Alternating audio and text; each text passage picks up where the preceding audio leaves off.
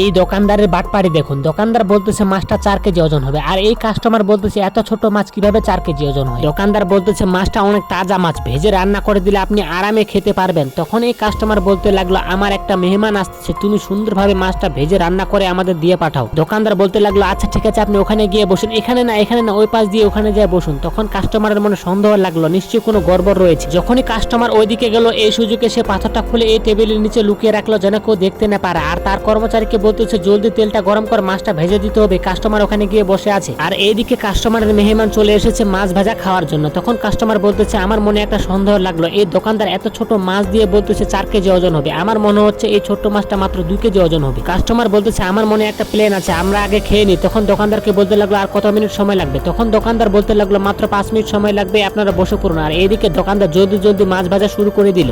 এই দোকানদার তার কর্মচারীকে বলতেছে 2 কেজি মাছ আমি পাথর দিয়ে 4 কেজি ওজন করে দিয়েছি, তুমি ওদের খেয়াল রাখো, আমি মাছগুলো ভেজে নিয়ে যাচ্ছি। আর এদিকে এরা গল্প করতেছে কিভাবে ওই চোরকে ধরা যায়। এদিকে এই বাটপার দোকানদারের মাছগুলো ভাজা হয়ে গেছে, আর এরা তিনজন কিন্তু এই অল্প মাছ দেখে অবাক হয়ে গেছে, বলতেছে এত অল্প মাছ কিভাবে 4 কেজি ওজন হয়। তখন এই কাস্টমার বলতে লাগলো আগে সুন্দরভাবে খেয়ে নি, পরে ওর বিচার করব। সে বলতেছে জলদি মাছ ভাজা খেয়ে নাও, আমার মাথায় একটা বুদ্ধি আছে, ওই বুদ্ধি অনুযায়ী ওই বাটপারকে ধরে ফেলবো। তখন বলতেছে তোমার মাছ ভাজা অনেক সুস্বাদু হয়েছে, আমার অনেক পছন্দ হয়েছে, আমার বাসায় অনেকগুলো মাছ লাগবে, তুমি জলদি ভেজে দাও।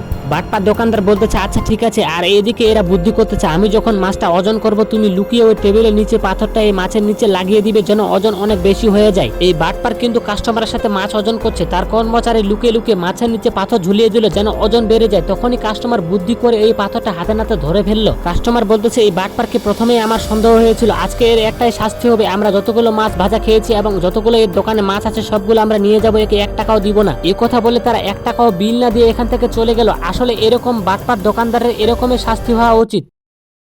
আপনার মাকে ভালোবেসে থাকলে ভিডিওতে একটা লাইক করে চ্যানেলটিকে সাবস্ক্রাইব করুন।